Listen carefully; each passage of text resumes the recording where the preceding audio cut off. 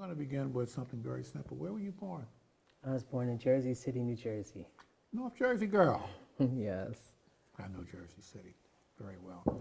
So that we've been talking and messing around here with Ruth Tosic. Yes. I pronounced it correctly. She is a member of the church choir and a published author. And we will be getting into her book later on in our conversation. And now we just want to do a little background with regards to knowing where Ruth came from, how she came to be with us here at St. Martin de Poros Catholic Church. And you were born in Jersey City. Yes. New Jersey, North Jersey. You lived there most of your life, all your life? No, I lived in most of my life in Philadelphia. Oh, really? Yes. How do you like being here in Philly? Well, I was raised here. So you really had no choice. You Yeah. You had to go where they told you, come on, let's Exactly. go. Okay, this all good. Siblings? I have one younger brother, and I have an older brother who just passed away about 3 years ago now. Okay. Education level. Grade school, high school, everything here in Philadelphia? Everything. Like onward past, like, I guess you call it grad school, because I did most Precious. I went to Blaine. I used to get beat up. I was bullied. Left there. My mother worked at Most Precious Blood, so I went there, like middle school. Left Most Precious Blood and went to Hallahan. And left Hallahan. Went to the military. And after that, I managed, well, no, even before the military, I got accepted into Hanneman University. That was interesting. You were still in high school? Well, after I completed high school, Okay. I went to Hanneman. Get into Hanneman. No, that came after the military because I had to come back home because my father was sick. I did my time in the military. I came back home because he was sick. And at that point, I was working in a barber shop. I had got my barber's license in California, came to Philadelphia, crossed over reciprocity, and worked in a barber shop from a gentleman that my father knew who used to cut his hair. After that, barbering is seasonal. You have your times of the year when it's real busy, and then you have the time of the year where business is real slow. So I said, well, I'm not going to. And then you don't have that benefit there, health insurance, that kind of stuff. So you have to, figure out what's going to work for you. So I said, well, I need a second job with benefits. So at least if I get sick, I'm covered. So I managed to take a EMT course, and I worked for a private ambulance company.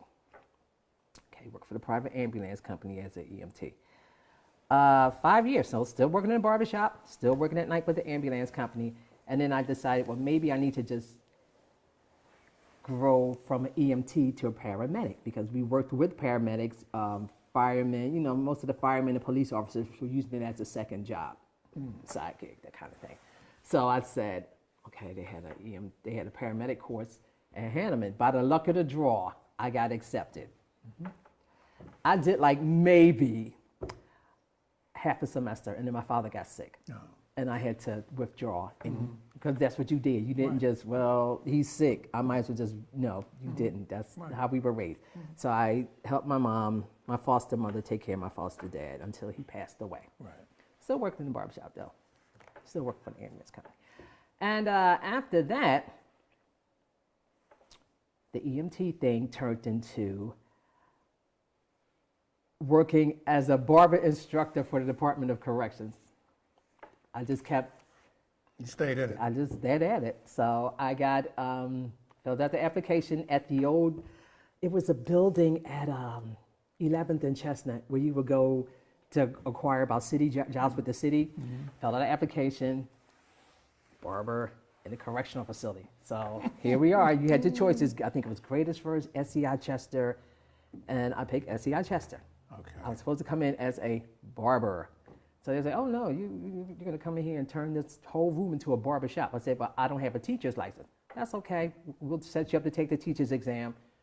And from there, I did it. I passed.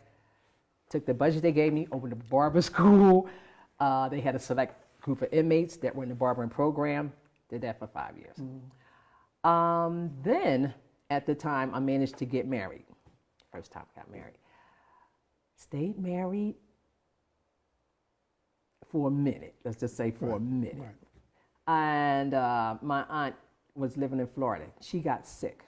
And her niece had a family of her own and a small child. So she wasn't able to just, get up and just, because that's what she told me later on. But she knew that my life was, you don't have anything to do. Come on down here. I'm going to show you the finer things in life. Because this is how she did it. Right. She's like, oh, come down and visit me. I'll take you on a cruise. Okay, I've never been on a cruise before. I went down to visit her. We get on the cruise. Oh, this is really nice. Okay. Then I stayed with her for 2 weeks. And she said, well, I understand you got to go back home. But she looked at me and winked and said, you'll be back. Because one thing I learned about South Florida, it was so beautiful. It just drew me in like, Gotcha. you need to be here. Gotcha. So I came back home. I think I stayed for about maybe 3 weeks, packed, went on back. Went back. I loved it. She was in a senior community condo, the gated community, that type thing. And she took me out one day shopping. We went shopping because most of the seniors do their shopping in the morning. They want to be back home by 12 because it's so hot down there. It's hot down there, yeah. A lady came just up to me. We went in a public supermarket out of the blue and said, God has a calling on your life. And I was scared to death because I was like, Really? what does that mean? Right. Get away from me.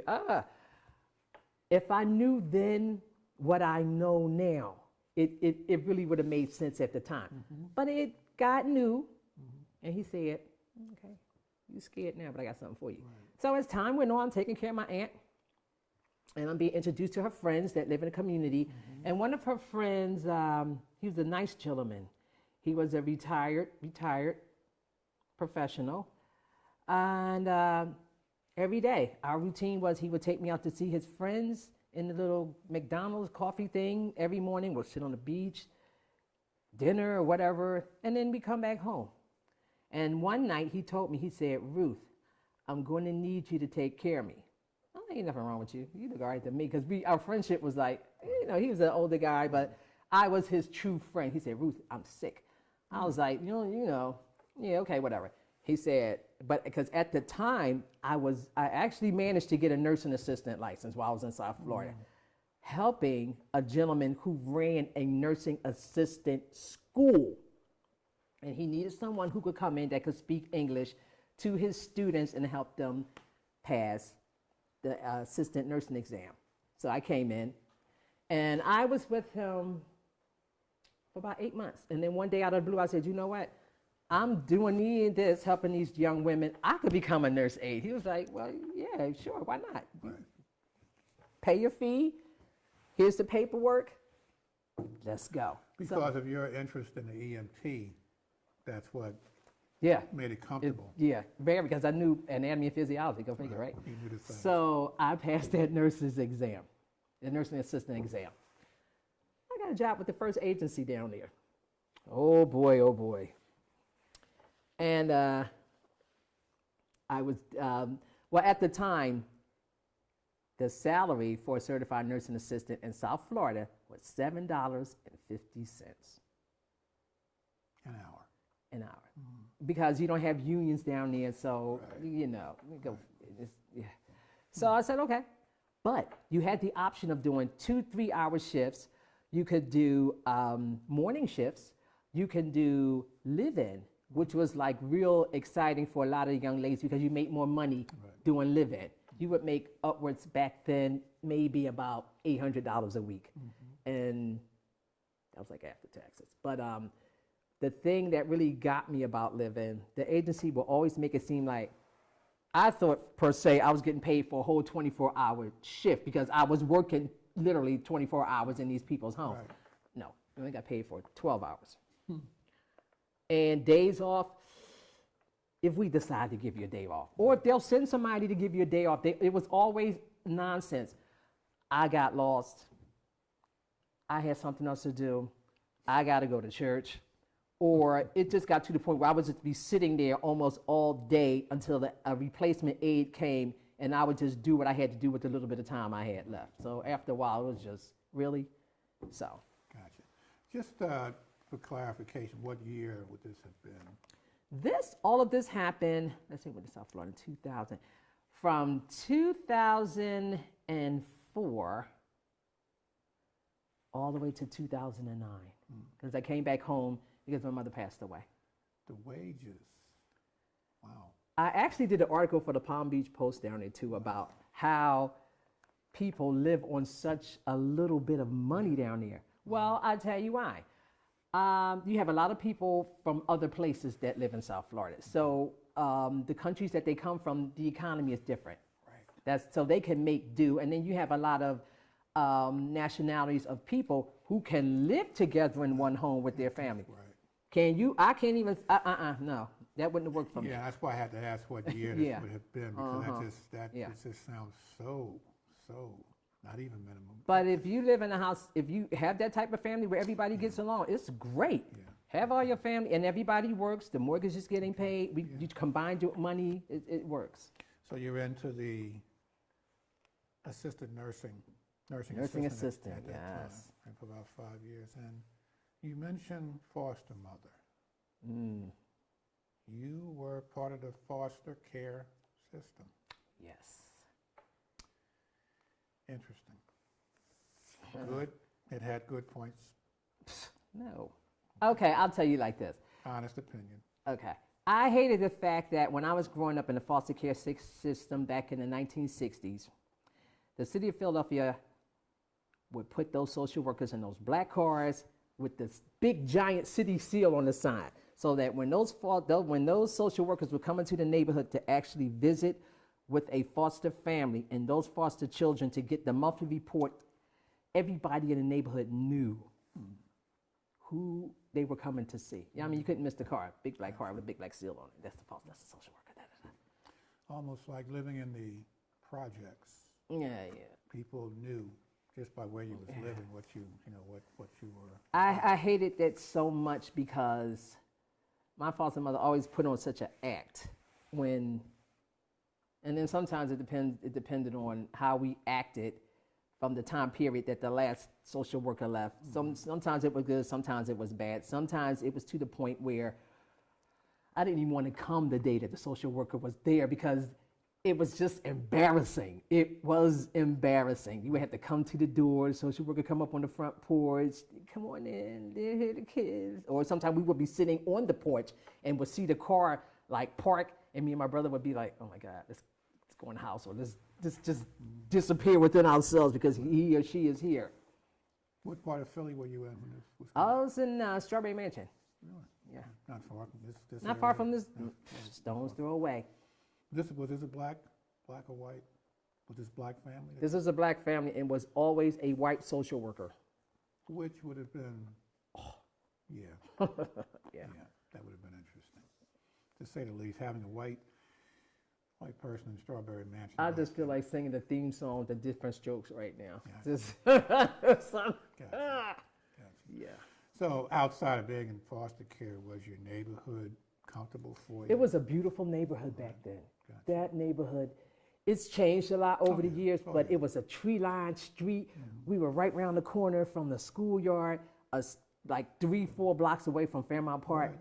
And your whole day, well, not mine, but my brothers, they would just get up in the morning and just go to spend all day in the park, Right. come back when the sun was down. Right. Yeah, it was great being a kid back then. Good, that's good. Religious upbringing, Catholic, always, day one? always. How did, I guess the thing is being in foster care, how did that come to be? Well, the story that I've been told, all my mother's friends had foster kids. Okay. It was supplemental income. Okay. So, my father, he worked at a steel company not far from here. And my mother was a stay-at-home mom. Okay. Most of the moms were back then. Right. So it was because of her that you... Well, her friend had 2 foster kids, so I guess she figured she had to get 2 too. Well, keeping up with the Joneses, Keeping that up with type the of thing. Joneses. Yes. Interesting. Yeah. Interesting. And I'll hear that story. Oh my God, it was 1962. It was snow all the way up to the top of the porch, and the social worker came here. You had on a little white slip, and no socks and shoes, and we had to take you out to buy you something to wear. No. That's the story she always likes to sit back and laugh when I think about some of the things. Like, wow. Okay. Was there ever a time in your life where growing up, young adult perhaps, kid, whatever, where you were made to realize or saw that being a black child was going to be a problem for you, where how you might have been treated by somebody else or just how you were viewed? I've only encountered it as I got older. Okay. As a child, I've never was put in a position where I felt the shame of being black because everybody around me was black.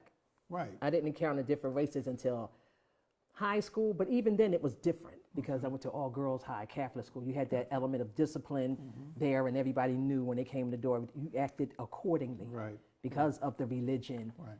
But once I left home, I found out well, it really depends because some people, as children, they had an encounter that affected them. Others, I know for myself, it wasn't like you leave your grade school, your friends, your community, you step out into what we would call the real world. mm-hmm. You come out of that Strawberry Mansion and you go into a different neighborhood and you find out that, oh, you're black. Yeah, And what are you it's doing over here? How do you deal with it? Yeah, Okay. I But, didn't have that problem. you're still in Florida now. Let's just, get back on track. You're in Florida, nursing assistant, 5 years there. How did you like that? How was that as a job? Oh my goodness, South Florida. Working, I really didn't appreciate it. I appreciated it more on my time off than I did working because every day I had to bypass the ocean, the beach, the palm trees, and go to work. Or if I was at a client's home and they had a balcony, or I took them out for a drive, I would appreciate it then. But one thing I can say about South Florida, if you got that money, go there. It's the place to be. But, you got the hurricanes too. So, Yeah. but other than that, it's a beautiful place. Got you. And we're going to touch on the book that you've written. Yes. I Am Not the Girl. Memoirs of a Certified Nursing Assistant. Yes. The title is interesting because it's explained in the chapters in the book.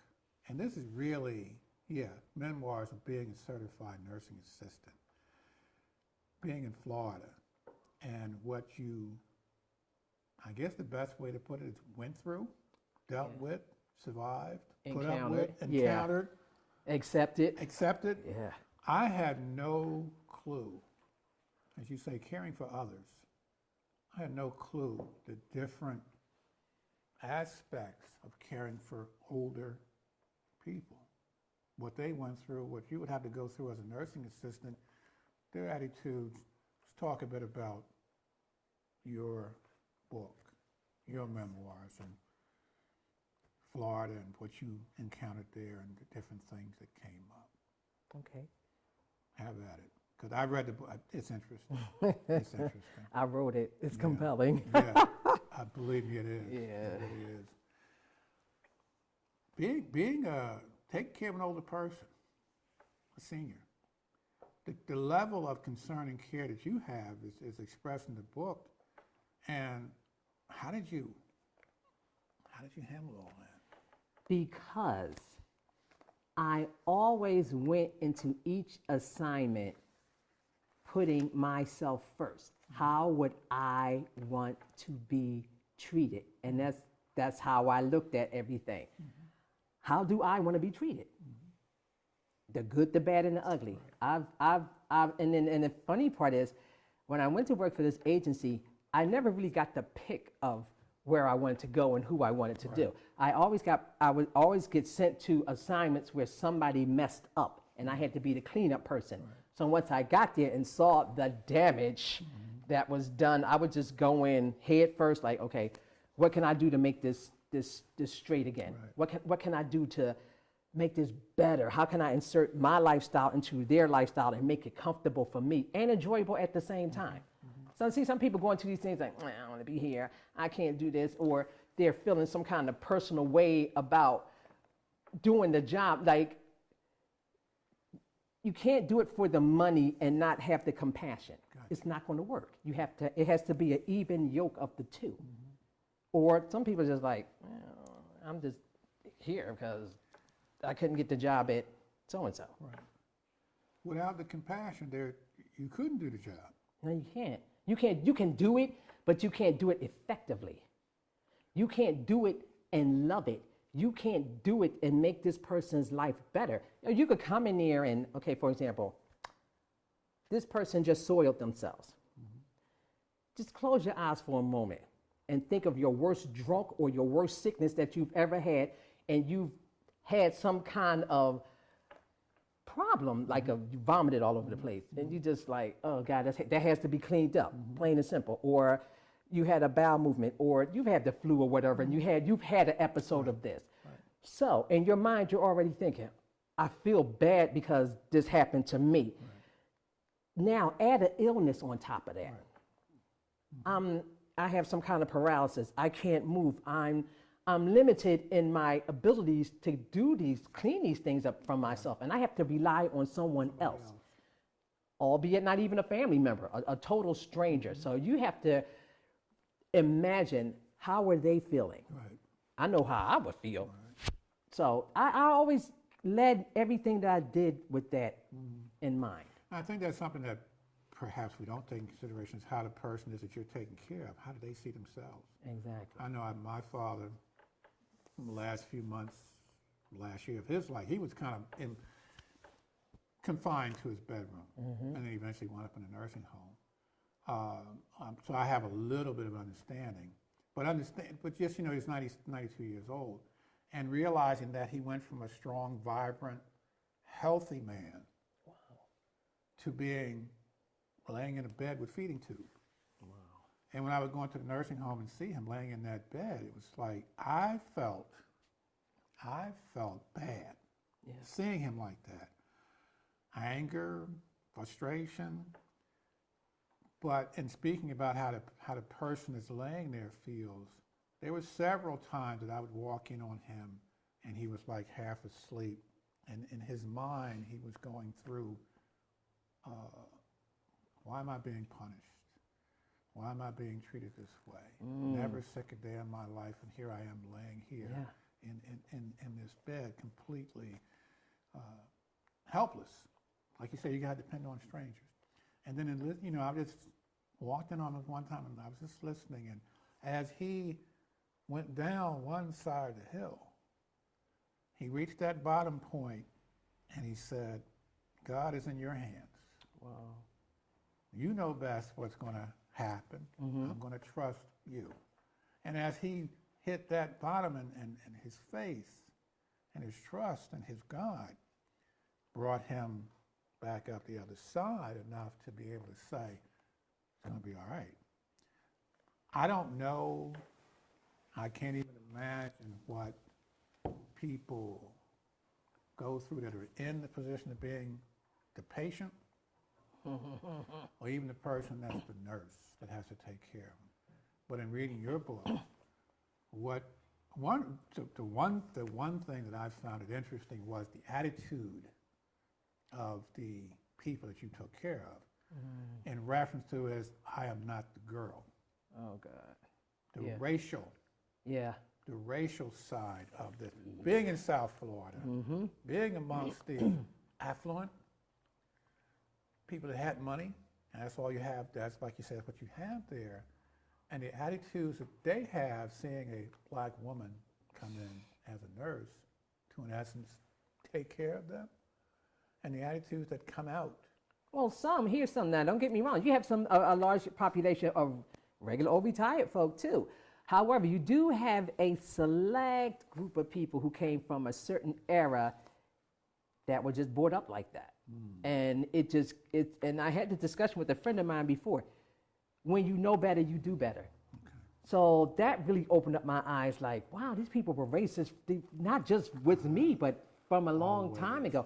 And none of these other aides, because there was a real small population of black African American women from the north that worked down there versus black African American women from the outside islands outside of Florida, like Jamaica, blah, blah, blah. Gotcha. But so those attitudes, like whereas the girl could be called to someone from somewhere else and she's okay with that. Right. Yeah, okay, I just want to get paid and I'm going to move on my merry way. Gotcha. Ruth from Philadelphia was like, wait a minute. The girl, if I told you my name is Ruth, because every time I got a new case, I come in the door, bright and shiny, bushy tail. How are you? My name is Ruth. Oh, you're the girl they sent from the agency. Okay, I need you to do this, and that. Come change me, whatever. Huh? What? Oh, let's go back to the beginning. My name is Ruth, and I would never get, hi, Ruth, how are you? Welcome to my home, blah, blah, blah. I always got it from the door, the girl. And the first time it struck me, I was like, what? And then I kept hearing it, and I was like, I didn't like it. It felt different. It felt bad. It made me feel dirty. It just made me feel not normal. And that didn't frustrate you as far as wanting to get out of that business? No, because at the time, I knew. I always dreamed that I would get past it like I had to work. I had to work, but I said, maybe if I could put a little bit of humor in here, or maybe I could teach them a lesson for my behavior, or maybe if I work hard enough, things would change. Right. Because I figured the attitude came from some point of pain being inserted into their lives. Maybe it was the illness that had them acting like that. Okay. Maybe it was something that their children did. Right. But they had to take their frustrations out on me because I was the closest thing to them. That's why the children are always elsewhere. Gotcha. Parents have an aide. Okay. Parents get a girl because they don't want to be, kids are like, I'm not dealing with that. No, mom treated me, dad treated me like this and that when I was younger. Right. I never got over it. They're not treating the grandkids great. Fine. Right. I will take my money and use it before I take my time because it's easier that way. Right. When did you leave Florida? I left Florida in 2009, right before President Obama got inaugurated. Mm-hmm. You came back to Philadelphia? I came to Philadelphia because I found out my mother was sick. Mm. And you write in the book about taking care of her. Oh, God, yeah. That was cathartic in a way because I spent 40 years being angry with my mother. Mm-hmm. 40 from childhood all the way up. But back then, I wasn't allowed to voice my opinion because when you were in the foster home back then, here were your options. Either you're going to be happy here or we'll call that social worker to ship you somewhere else. So, you know. You learn to put up, not so much put up with, but you do I want to stay here or go somewhere worse? And you don't know what's out there. Going to be out right. Life, so somebody might be worse, somewhere it might be better, but I'm like, let's just deal with this. And taking care of your mother, your foster mother. Be clear, foster mother. You said you had issues. You had issues. And again, it's in the book. And that chapter there was like, this was to me most interesting.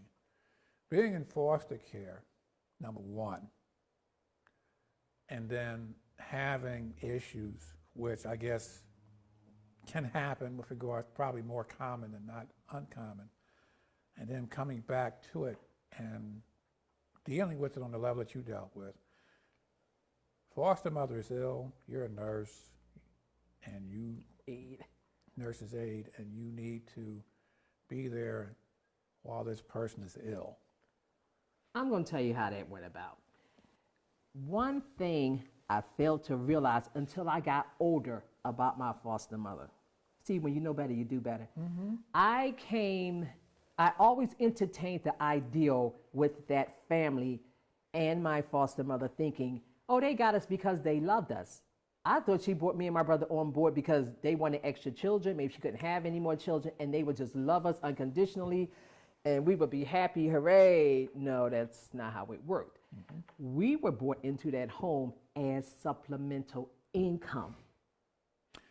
That didn't register with me until I had to face my mother head on in her illness. Gotcha. Because her behavior, I'm thinking, okay, maybe she'll be nicer and kinder to me. Maybe she'll even say she loves me.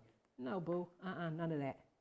None of that. And so all of that pent up anger, because my mother always, even growing up, speak when you're spoken to, keep your dress tail down, your drawers up, you're going to do what I say. If you don't like my house, you can get out. That was always the attitude if you fought back against the regime. So once I got the opportunity to leave home, escape, and then to come back after all those years, I still had, and I kept running from place to place because it helped me. I didn't have to deal with it. It was easy for me to go from town to town, live here, live on the West Coast, live there, because I was as far away from that family and that home as I can be. Right.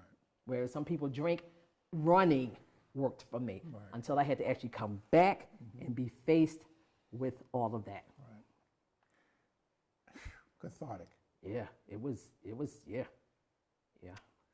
But it got to the point with this, when we got to that boiling point one day, and I unleashed everything I had pent up in me. She cried. I had never seen my foster mother cry in my whole entire life. And for her to actually do it at that stage, I had no regrets because I did it. Oh, I'm going to call your brother. You talk to me like this. I call him because I unleashed it on him too, because the conditions that you have this woman in, come on, man, you could do a lot better. And then for me to actually be there, give up myself, and to get in return, well, nobody told you to volunteer your services. What? Are you kidding me? Are you serious right now? She didn't appreciate you being. He didn't either. He didn't either. Yeah, no, not at all. Not at all. Like, wow, dude, really? Wow. Yeah, piece of work, both of them. But my whole life, I held that in, thinking that maybe one day they'll say I'm sorry. You're okay. Even in death, she didn't say she was sorry. I got the opportunity to forgive her, but never once did she say, I am sorry for all of the mental abuse that I took you through. She went to her grave knowing that I forgave her. And that was important for you. Yeah, because it was like a weight was lifted off my shoulder. And that allowed you to move on. I did. I really did. Is that, when did you write, did you write this book? I did this after? book in 2011. It's been about 10 years. Okay. And this only came as I was a patient sitter in a trauma center, North Broward Trauma Center.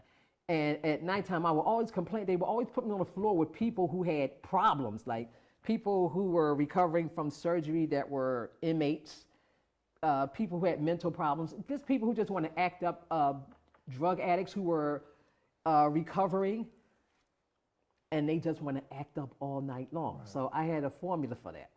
I would come in, first thing I would do, it's the 11 to 7 shift. I made sure I had something to eat. I had my food. I was ready. I got all the towels and everything. So I figured, okay, I would do a little bit of work while I'm here. I'm here for 12 hours. First thing I do, turn the thermostat down to 55 degrees. Make that room as cold as possible, because if you're cold, you're not going to struggle. You're going to be focusing all your energy on staying warm. So I had extra sheets and blankets just for your comfort. Right. If you were soiled, more than likely a lot of them were, because some people just didn't get attended to on these shifts. Right. I would clean them up, change the bed, do an occupied bed, change the gown, lotion them down. That calmed them down to the point where they would just relax and go to sleep on me. And then I turn the thermostat up just a little bit for my own comfort. Sing to them, watch TV, but I knew what I had to do to make my life good for that shift. And then I would complain so much. One of the nurses would always come and say, well, you need to start writing about what you're going through. Okay. So I start writing it down. I bought a little marble loose leaf copybook, and I would start writing. And I start reading what I wrote to some of my patients, and they were like, I like that. You should do something with that. Here we are. And I'm glad you did. Thank you. I'm glad you did, because it's interesting reading from the standpoint of someone that's in the system, so to speak, and you have definite ideas and thoughts about how the system needs to improve. Because me at my age, there's going to come a point in time, and not hopefully in the much farther future, but there may come a time for me that I might wind up in this position where a nursing assistant might be necessary for me. It might be me at my age, 60. Right, and I'm just a little older. Just a little bit. I'm But- not chewed up. But the thing is this, it was really enlightening and to some degree scary. Scary from the standpoint of what's out there for a senior citizen that has health issues that requires them not to be able to take care of themselves. And you definitely are passionate about the system, the way it's structured, and your opinions with regards to what you feel as though needs to change, A lot. such as? Just care. Care about what you're doing. I'll even go back to the family month, because you just said something that was so profound. You don't even have to be in a position where you even have to get outside of your home. Let's start in the home. My mom always said, at least one thing, I would listen to some of the things she said.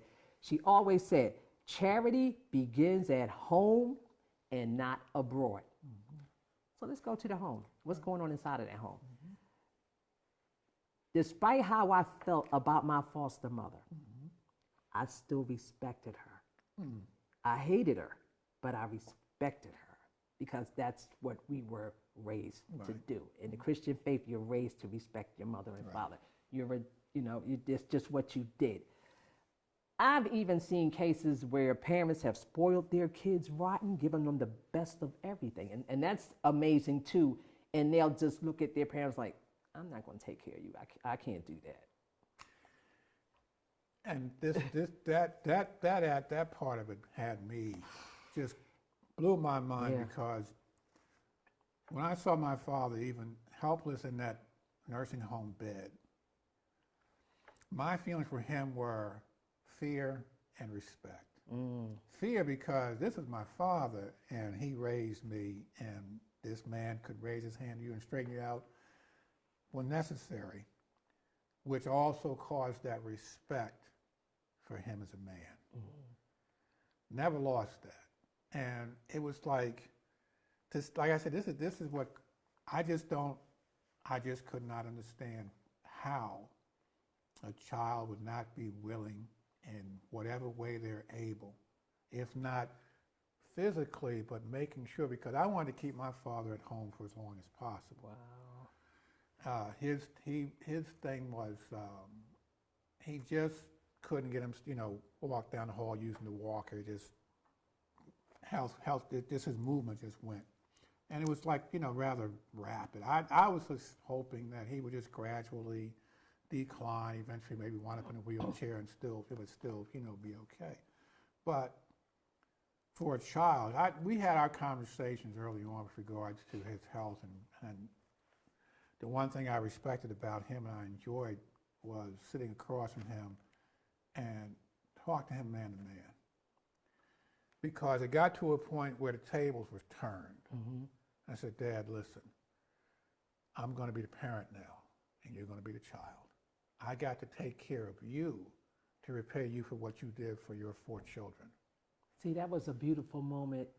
It was necessary. Yeah. It was necessary. And I wanted that so bad, but I never got that. Mine was, you're getting on my nerves, and I'm going to treat you like you're one of these clients at my job, because I'm not going to sit here and argue with you into eternity. I can't do it. I'm not going to do it. I'm not just going to have you totally disrespect me. I've had enough of you my whole life, and you're going to play these shenanigans on me now?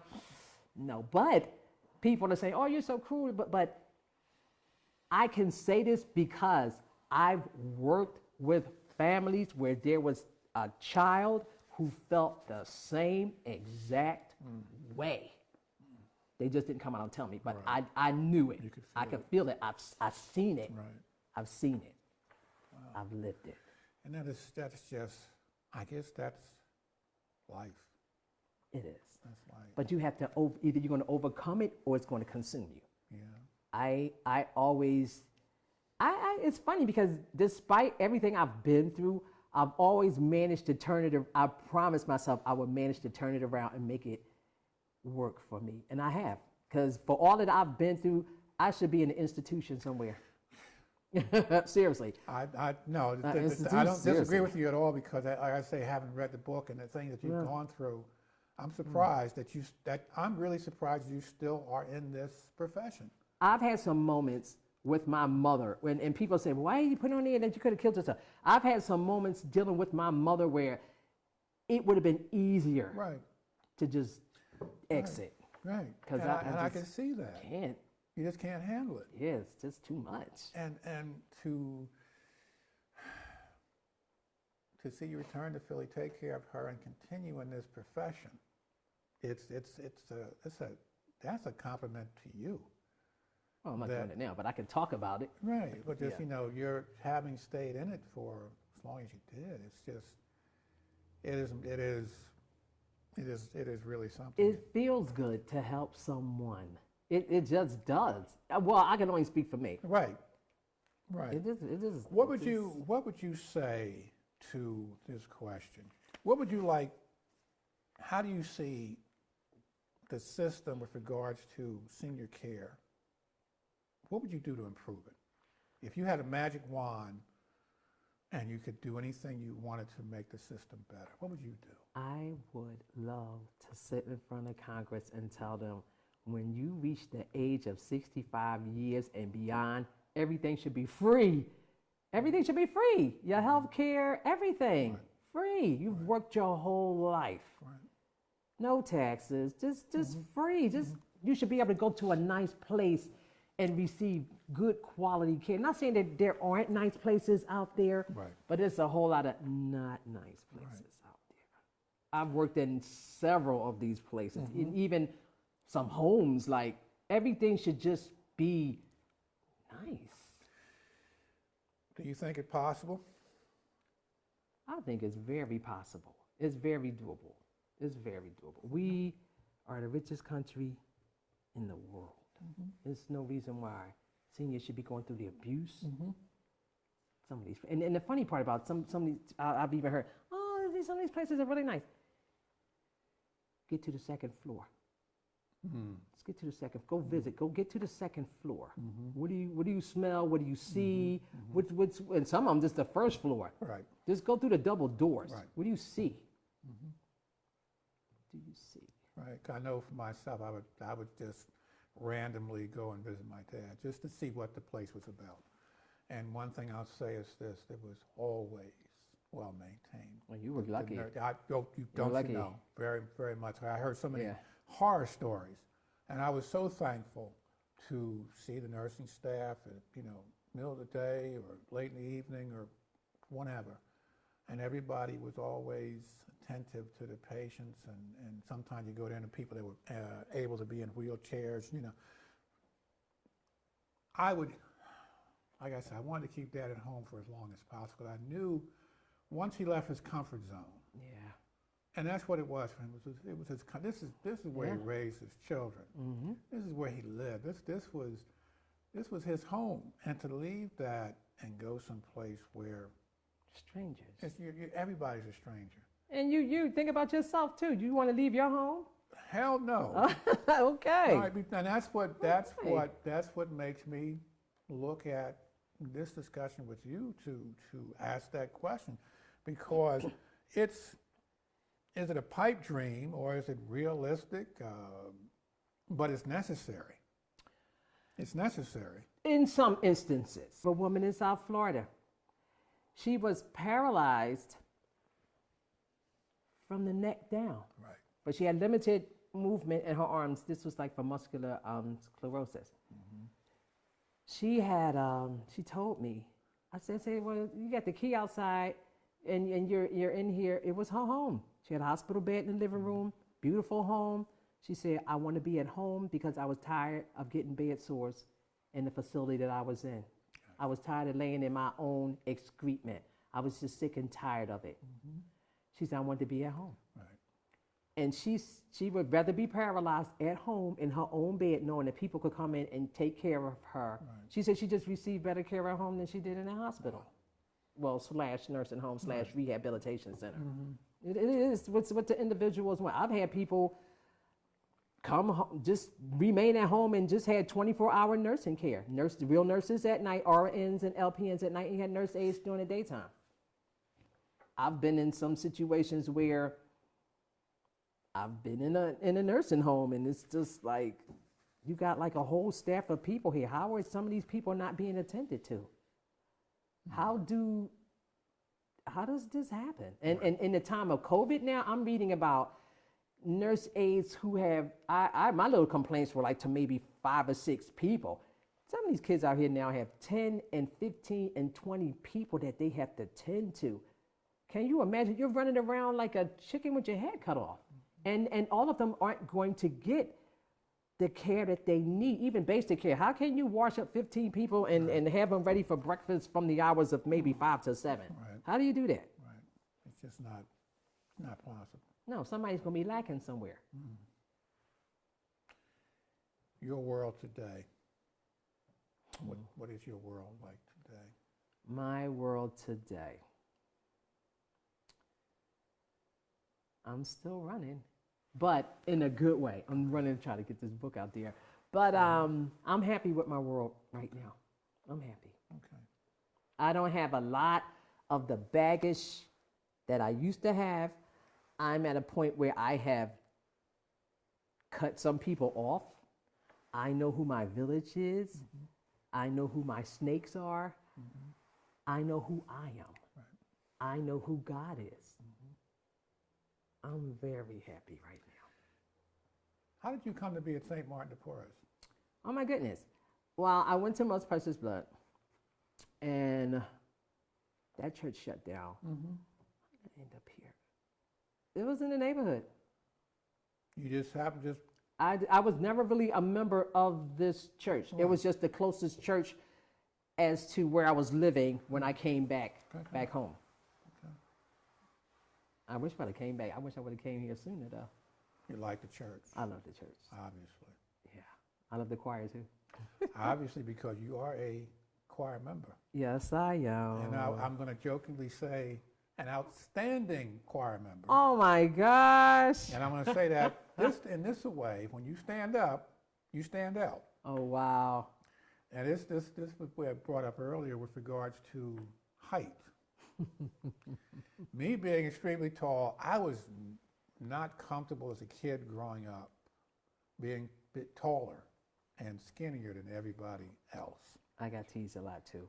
Okay, so I really did not become comfortable till I went to work in my early 20s, and there was a nice lady, Willa Mae Wilson.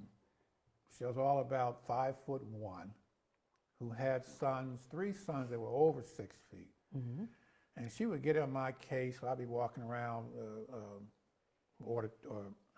stock boy in the Sears, and she would get on my case about, boy, you better raise your head up before you walk into something. Wow. Okay.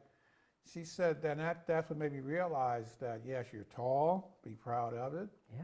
But I really wasn't growing up because I got picked on. Yeah. And you did too. Yes, I did. But we survived. Yes, we did. And we're okay. Yes. I fought back. Well, I didn't. I didn't. So we approached it a little differently. And I will jokingly say that all of our friends are short. Yes. Yes. You know, it's just that's their fault. That's their problem. Yes. So now we finish with the short jokes. We're only going to have a few short jokes, because otherwise we'll be here for a while. Yes, we will. With our short jokes. Yes, we will. Another question for you. Any regrets in your life when you look back? Do you have any regrets? And thinking about regrets, would you change anything if you could? No. Interesting. I wouldn't be in this moment. Perfect. I would not be in this moment. Perfect. Okay. I had to go through all of that. Perfect. To get here. To be here. And appreciate it. Exactly. And love it. Exactly. The road that was laid out for you was meant for a reason. And I'm going to simply say this, is that your faith has allowed you to come through, and you know that. Yes. You know that. And you appreciate where you are now, because this was a path that was laid for you, but you might not have realized at the time.